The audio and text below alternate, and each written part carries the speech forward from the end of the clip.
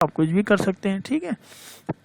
कोई भी ऑपरेशन आपको परफॉर्म करना है, कोई भी टास्क आपको परफॉर्म करना है, तो मैंने क्या कर दिया, इंटीजर a इक्वल टू 1, फिर मैंने लिख दिया इंटीजर b इक्वल टू 3, ठीक है। ये भी कर सकता हूँ, या मैं अगर चाहूँ तो ये भी इस तरीके से भी कर सकता हूँ, ठीक है ना। मैं अगर चाहूँ तो इस तरीके से भी कर सकता हूँ ना, ठीक। और फिर यहाँ पर आके मैं इसको a इक्वल टू 2 कर दूँ, ठीक है, और फिर b इक्वल टू 3 कर दो। इसी तरह भी कर सकता हूँ, मेरी मर्जी, ये आपको तरीका आता है वैसे भी। तो अभी मैंने क्या कर दिया, तो मैंने सिंपल सा इंटीजर a इक्वल टू 1 और इंटीजर b इक्वल टू 3, ठीक है। और फिर मैंने अगेन सी आउट कर दिया और मैं लिख दिया a प्लस बी, ठीक।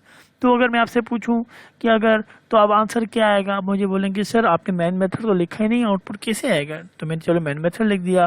तो मतलब अब आप बोलेंगे सर मैन मेथड तो लिखा है आपने, मगर आपने ऐड वाला मेथड तो कॉल ही नहीं किया, ये भी करना लाजमी है हमें। चले तो मैं सी आउट लिख देता हूँ, तो क्या आएगा, अब आप बोलेंगे सर स्क्रीन पर लिखा गया सिर्फ वेलकम। क्या लिखा गया, सिर्फ वेलकम, क्योंकि इस वाले मेथड को आपने कॉल ही नहीं किया। कॉल वाला कॉन्सेप्ट मैंने इससे पहले वाले वीडियो में दे दिया है, उम्मीद करता हूँ आपने देख ली होगी। तो मैंने चले इसको कॉल कैसे किया जाता है, आप सर ऐड वाला में ऐड लिखोगे और उसके साथ 2 ब्रैकेट लगा दोगे, ये इसका मतलब आप कॉल कर रहे हो, उसे बुला रहे हो। तो जब कंपाइलर यहाँ पर आएगा तो यहाँ पर आके तो इसको वेलकम लिख देगा, यहाँ पर जब आएगा तो ये यहाँ पर आके इस वाले ब्लॉक में जंप मार देगा, ठीक है ना, इस वाले ब्लॉक में आ जाएगा, यहाँ वाली स्टेटमेंट को रन कर देगा। तो जब यहाँ पर आएगा कंपाइलर तो उसके बाद ये ऐड वाले मेथड को ढूंढेगा और ऐड वाले मेथड में देखेगा कि अंदर ब्रैकेट में कोई लिखा हुआ है, तो यहाँ पर आके वो इस स्टेटमेंट को रीड करना शुरू कर देगा। तो अब स्टेटमेंट में क्या लिखा है, स्टेटमेंट में लिखा है भाई कि पहले तो लिखाएगा वेलकम, उसके बाद क्या लिखाएगा, मैं आपसे पूछूं और अगर जवाब आपका है कि सर वेलकम आएगा, उसके बाद जवाब एडिशन है, और उसके बाद क्या जवाब आएगा, उसके जवाब बोलेंगे सर 4, तो बिल्कुल आप राइट जा रहे हैं, ठीक है ना। आपका आंसर क्या आना चाहिए, वेलकम स्क्रीन पर लिखाना चाहिए, फिर आपका एडिशन लिखाना चाहिए, फिर 4 आना चाहिए। जैसे इस प्रोग्राम को रन करोगे आपका आउटपुट इस तरीके का आना चाहिए। उम्मीद करता हूँ यहाँ तक आपको कॉन्सेप्ट क्लियर है। तो हो क्या रहा है, और अगर मैंने कहा अच्छा, उसके बाद अगर मैं चाहता हूँ कि यार ये तो स्टैटिक हो जाएगी, बार बार मुझे वैल्यू जो है अपनी मर्जी की नहीं देनी पड़ रही, बार बार जाके प्रोग्राम में लिखना पड़ रहा है। इससे अच्छा तो ये होता कि मुझे यूज़र ना यहाँ पर मुझसे आके मुझे अपनी मर्जी के कोई भी वैल्यू देखता, कभी 55 लिखता, कभी 64 लिखता, कभी जैसे ले सपोज ए के लिए वैल्यू में 9 दे दूँ, उसके बाद मैं 10 दे दूं, अपनी मर्जी पे जब भी दूं उस हिसाब से मेरे आंसर आने चाहिए। बार बार मुझसे एक ही फिक्स क्यों करवा रहे हो बार बार प्रोग्राम में, ठीक है। तो उसके लिए क्या करना है मेरे को, तो मैं चाहता हूं कि ये बार बार मुझसे ना पूछा जाए, ठीक है। तो मैं चाहता हूं कि मैं सीन को यूज़ करूं, तो मैं क्या करूंगा, सिंपल मैं सीन लिख दूंगा यहाँ पर, ठीक है। मगर सीन को क्या चाहिए आपको पता है, वेरिएबल चाहिए ना।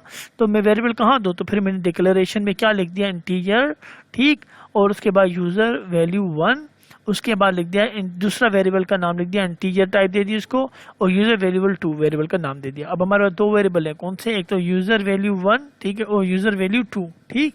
अब उसके बाद क्या होगा, अब सी इन पे मैं क्या करूंगा, सी इन पे अब मैं यहाँ पर क्या करना पड़ता है, मेरे को किसी का वेरिएबल का नाम देना पड़ता है, सही होता है ना। तो अगर मैं अब दे देता हूँ यूजर वेरिएबल 1, तो क्या होगा, अब मेरे पास स्क्रीन पर वेट करेगी स्क्रीन, ठीक है। एडिशन के बाद वेट करेगा कि मैं कोई वैल्यू पुट करूं, जो भी वैल्यू पुट करूंगा वो यूज़र 1 में चला जाएगा। ये कॉन्सेप्ट आप तो सबको ही है। उसके बाद मैंने क्या लिखा है, यूज़र वैल्यू 2, तो यहाँ वाले जो कंपाइलर इसके रीड करने के बाद वैल्यू देने के बाद ऑनलाइन वैल्यू देने के बाद रन टाइम पे सी दूसरी वैल्यू लेगा, सी वेरिएबल 2 के लिए, और यूज़र वैल्यू 2 के लिए वैल्यू लेगा। उसके बाद यहाँ लिखा हुआ है यूज़र वेरिएबल 1, क्या लिखा है आउटपुट इसके में, क्या लिखा है, यूज़र अंडरस्कोर वेरिएबल 1, और आगे मैं कर रहा हूँ प्लस साइन लगा के दूसरे वेरिएबल को भी प्लस कर रहा हूँ, ठीक है। तो पहला वेरिएबल ये, दूसरा वेरिएबल ये, और उसके साथ प्लस कर रहा हूँ, तो ये दोनों प्लस हो जाएंगे। तो अब हमारे स्क्रीन पे क्या आना चाहिए, मैं आपसे पूछूं, आप बोलेंगे सर पहले तो आना चाहिए वेलकम, बिल्कुल राइट, आपका हिसाब से बिल्कुल सही, क्योंकि मेन मेथड पहले चलना है। तो वेल मेथड में लिखा है वेलकम, मेथड आ गया।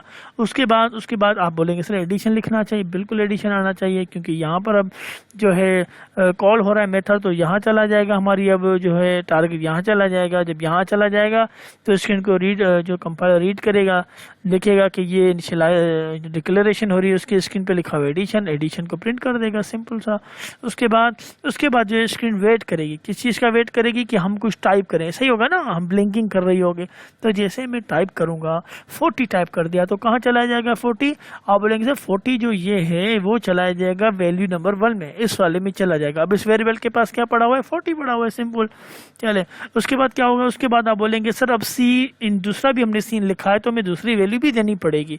तो कंपाइलर कंपाइलर क्या करेगा, वेट करेगा, सही करेगा ना, वेट करेगा ना दूसरी वैल्यू का। तो दूसरी वैल्यू हमने दे दी लेट सपोज 50, ठीक है। चले, दो वैल्यू वेरिएबल के बाद दोनों ही वैल्यू आ गई। उसके बाद हमारे स्क्रीन पे लिखा हुआ, उसके बाद हमारे पास स्टेटमेंट है सी आउट की। उसके अंदर क्या है, उसके अंदर आप बोलेंगे सर उसके अंदर जो है दो वेरिएबल को प्लस किया जा रहा है और स्क्रीन पे दिखाया जा रहा है।